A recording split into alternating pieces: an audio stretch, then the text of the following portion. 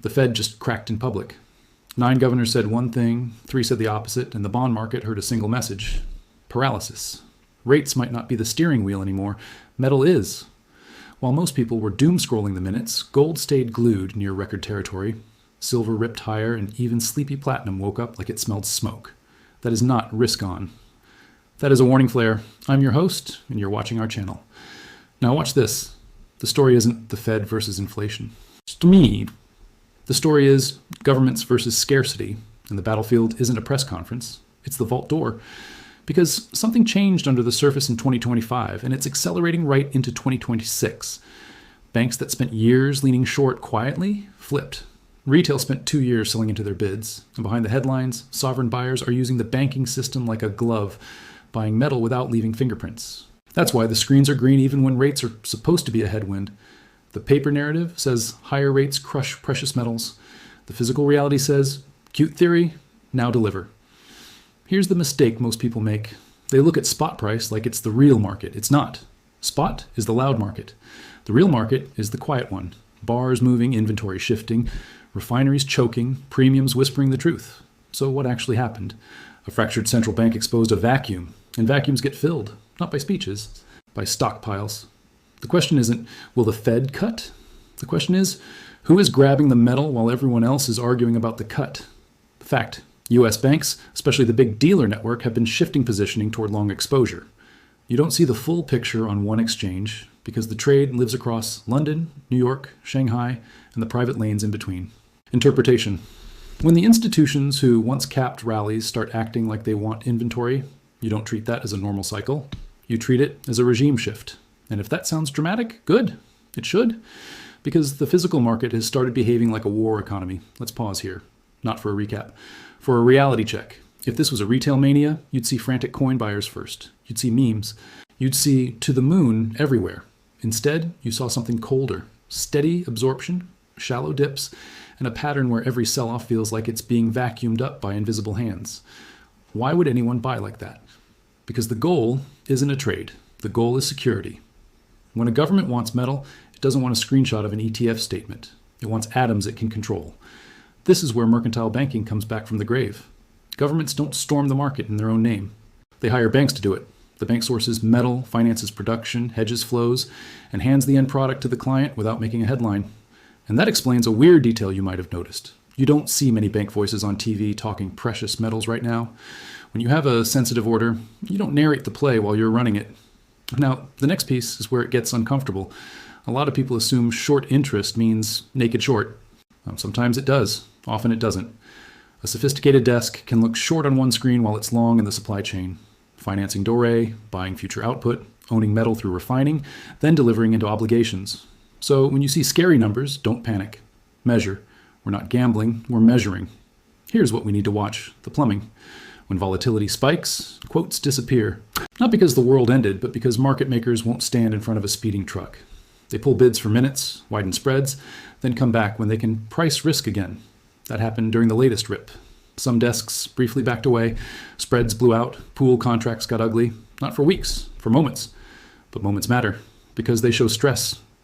So where's the line between normal chaos and real breakdown? If the pulls become hours, not minutes. If settlements start slipping, if the premium on immediately deliverable metal disconnects from paper and refuses to heal, if inventories vanish and don't return, that's the tell. And we have enough tells already to take this seriously. Look at how fast the dips get bought. Look at how shallow the pullbacks are. Look at how the physical premium behaves when paper tries to smack price. Now zoom out. The metals war isn't a metaphor. It's a logistics story. In the old world, we did globalism. You bought from whoever sold. You shipped wherever paid. The world ran like one big marketplace. That world is fading. A new map is forming. Blocks, alliances, resource corridors, and quiet pressure campaigns for mines, refining capacity, and stockpiles. And the key question becomes brutal. If you're a mine in a neutral region, whose side is your metal on? Because metal doesn't just float freely anymore, it gets pulled. Think of it like a river.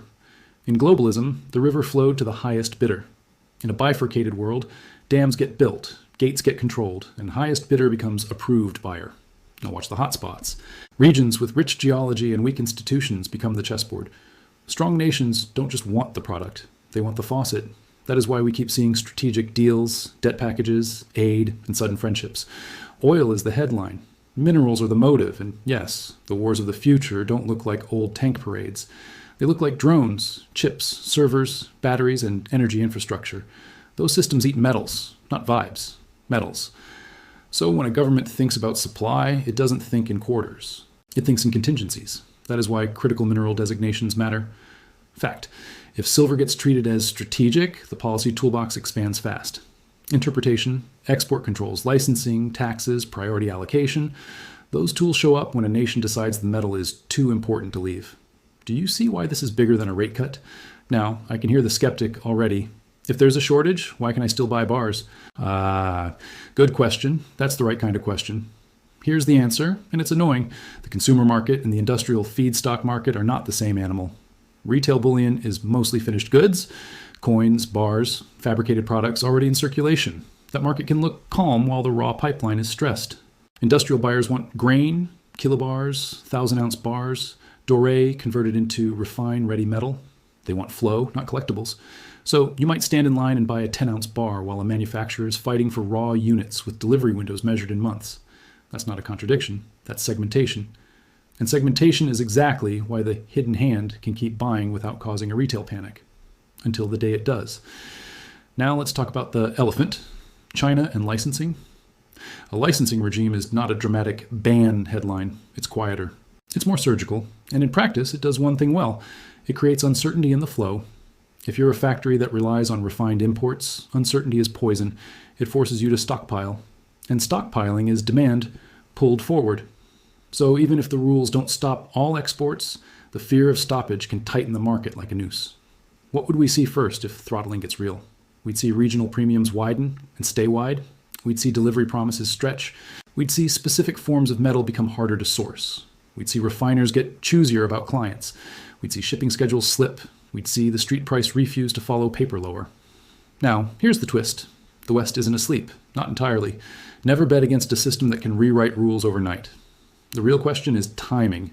How fast can infrastructure adapt? Because refining is not a light switch. New capacity takes years. Permits take years. Skilled operators take years. And that creates a bottleneck that price alone can't instantly solve. So we end up with the weirdest market on earth. High price, high demand, and still not enough throughput. That's why silver can be available in one form and unavailable in another. And it's why headlines miss the story. They look at aggregate supply. We need to look at deliverable supply. Let's keep it simple. Refining capacity is the throat, ore, and concentrate are the stomach. Finished goods are the skin. You can be fed and still suffocate if the throat is blocked. Now add one more stressor, year end. December is a trap month in this industry. Audits, inventory counts, maintenance, limited shipping windows. Armored logistics slow down, business compresses. So the same level of demand hits a system that's running on holiday mode. And that's when shortages appear, even if the metal exists, because it can't move. Movement is everything. So if the market is working, why did quotes pull? Because credit lines and risk limits are real. When gold and silver prices jump, the dollar value of every transaction inflates. Credit lines get eaten faster. Working capital gets strained. Financing windows get expensive. That's why the cost of carrying metal through refining becomes part of the story.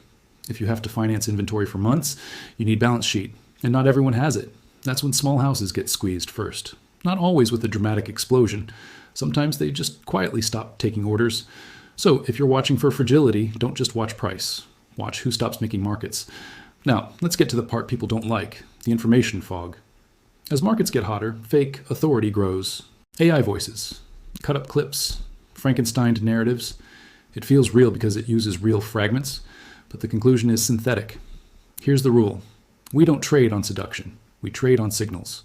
If a story contradicts itself, if it jumps from rumor to certainty, if it promises definitely, it's poison.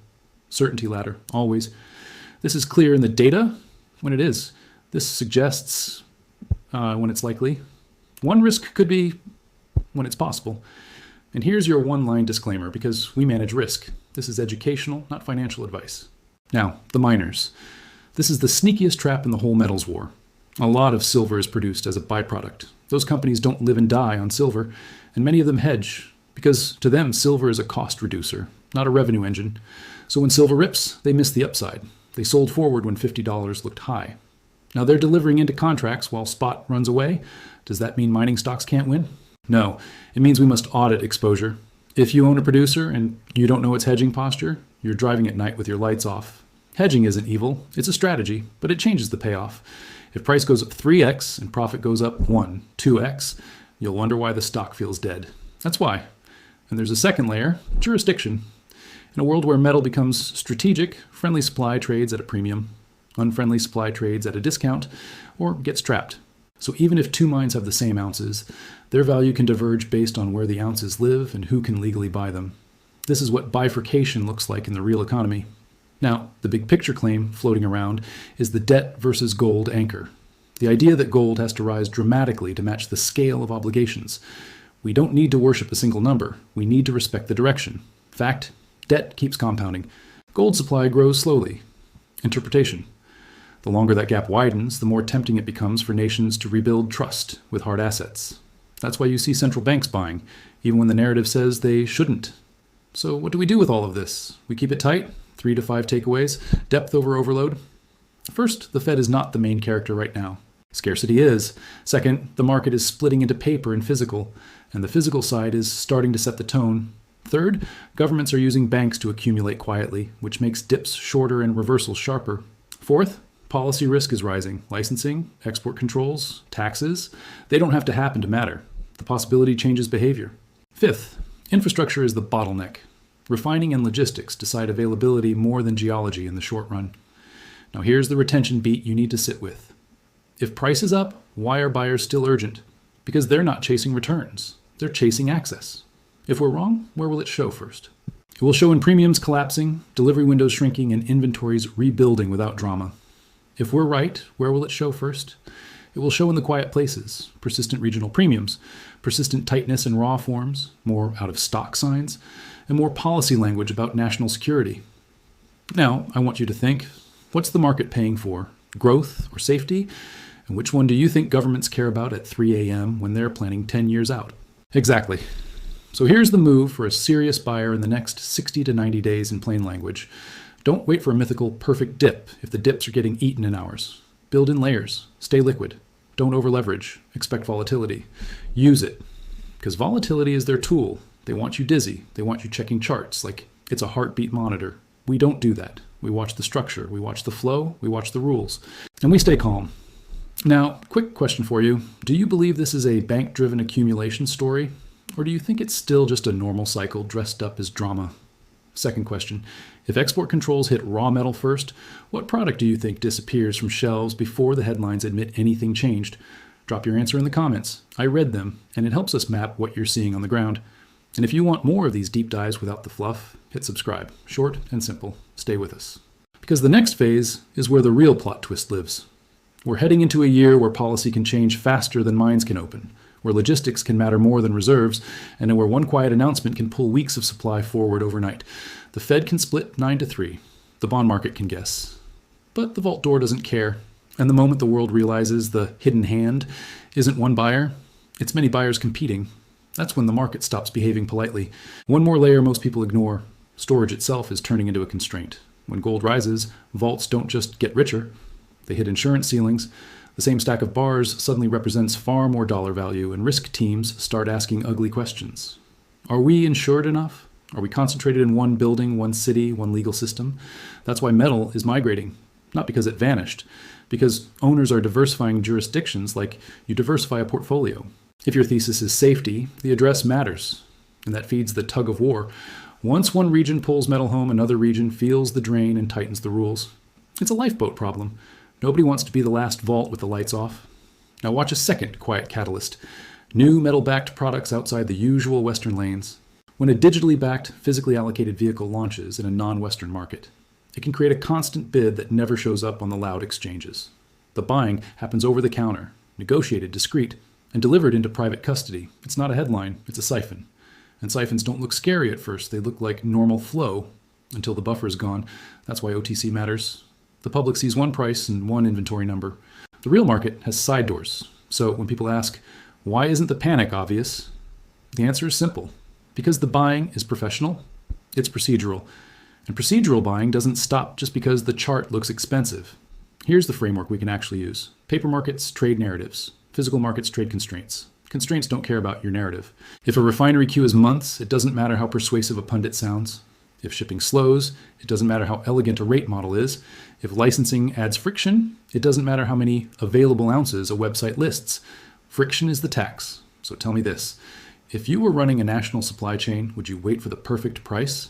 Or would you pay up to guarantee delivery? Exactly. Keep your eyes on one thing this week. What happens on the next dip? If silver gets smacked and rebounds like a spring, that's your clue the bid is still there. If gold refuses to give back gains even on hawkish headlines, that's your clue the Fed isn't driving. And if premium stays sticky while spot wiggles, that's your clue the real market is tighter than the chart admits. We'll keep measuring, not guessing, right in front of us. Don't blink. The next squeeze won't announce itself with a headline. It will announce itself with silence and empty shelves.